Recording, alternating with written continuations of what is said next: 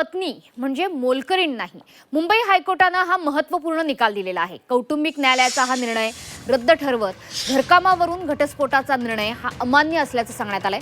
पत्नी घरकामासाठी ठेवलेली मोलकरीण नसून स्वयंपाक करणं, साफसफाई करणं किंवा घरातील इतर कामं न करणं वैवाहिक कायद्यानुसार क्रूरता ठरत नाही, असं महत्त्वपूर्ण निरीक्षण हायकोर्टानं नोंदवलंय.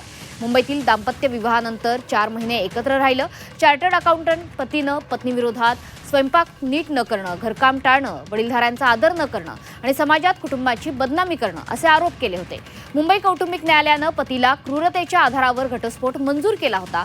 मात्र पत्नीच्या अपिलात हायकोर्टानं कौटुंबिक न्यायालयाचा हा निर्णय रद्द केला. हे आरोप किरकोळ स्वरूपाचे असून ते वैवाहिक आयुष्यातील सामान्य मतभेद आहेत.